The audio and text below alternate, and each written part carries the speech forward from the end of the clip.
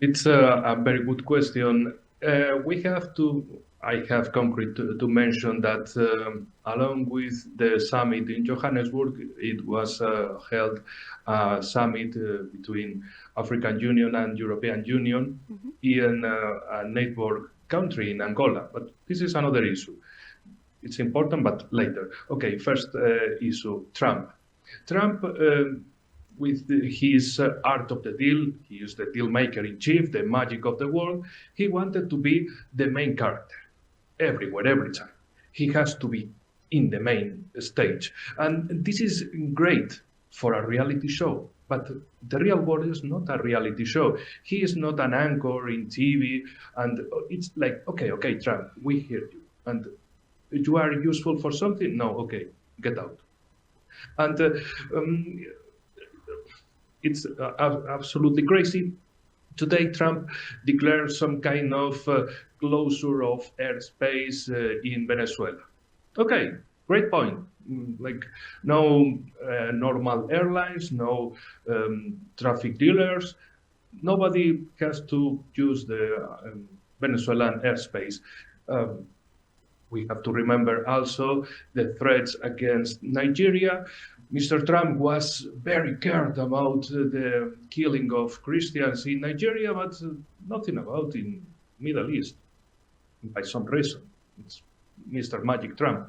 And in the case of Johannesburg, he wanted to take out the bad powers as South Africa, but like maybe in the future, in the next G20, yes, maybe USA would be there, not South Africa, or maybe the global South can create their own G20 without USA and maybe without some other European powers, because in the European Union they are obsessed with the war.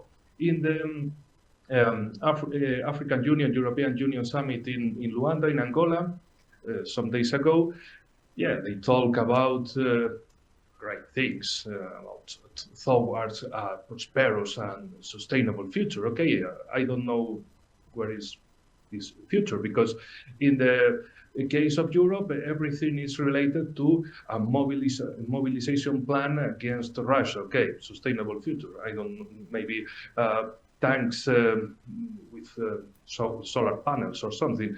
Areas of peace, security, and governance. Mhm. Okay, another joke, and especially as regards migration and mobility. When I was reading the declaration, it was like, okay, European Union wants only from Africa cheap workforce, nothing more. Okay, crazy points, but that's the reality.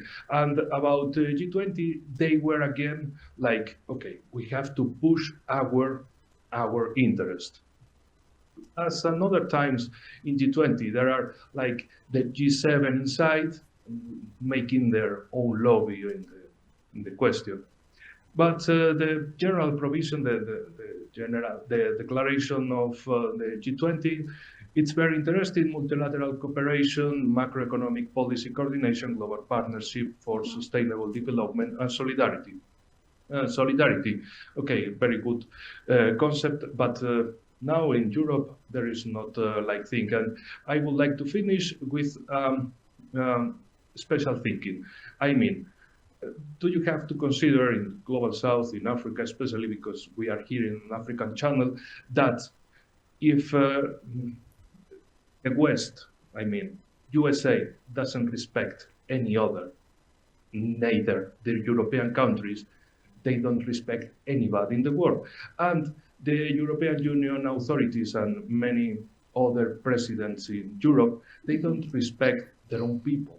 So you can't expect respect for African peoples or for Indian people because they don't respect their own people.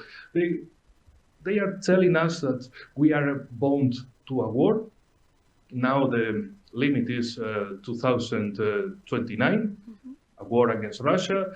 In Germany, they are talking about this, and France is talking about mobilization, and that's the future in Europe. A war. Okay, so my recommendation for you: go away, run. run away very fast. Yeah, I consider the most important point is to search for concrete new allies, new strategic allies.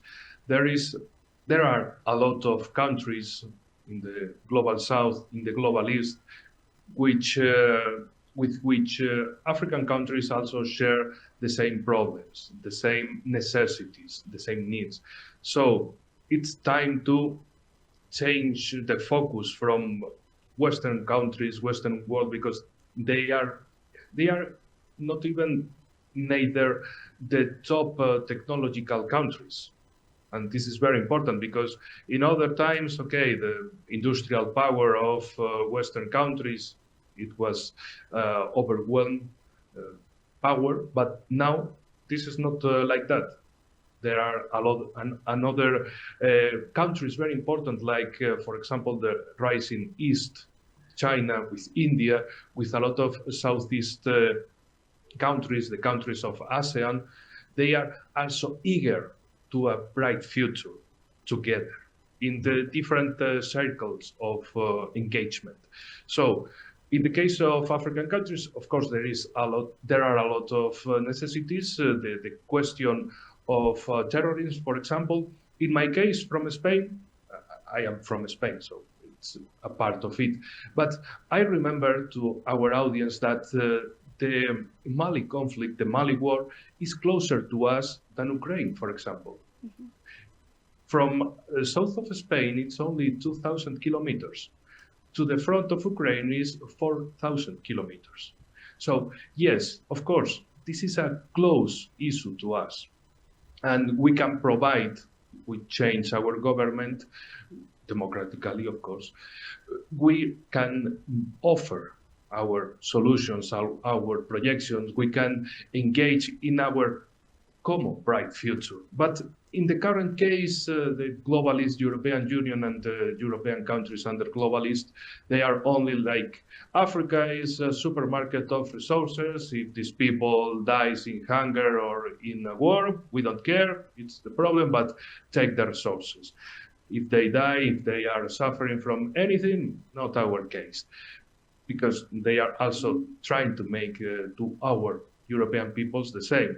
We are not people, we are objects to them. So we need a special change inside. But in your case, in your African case, it's a time for re-engagement to other new rising powers with you can share real common values, real common expectatives, real common multipolar vision. I mean, the respect, like we are not, the question in Europe is we are, or in all the West countries, we are here in the top of the development, moral and industrial economic development, and the rest of the countries are down of it. So it's some kind of two classes in the world. But there are other countries. Yeah, of course, we are different, but this means nothing. This means only we are different. That's all. And we can share the best from us. Not like, oh, my things are better than you. No, my things are mine. Your things are yours. That's all. And let's engage in real content, in real respect and real results. And I think this is my best approach for your program, and especially again for your invitation, and my special salute to the guest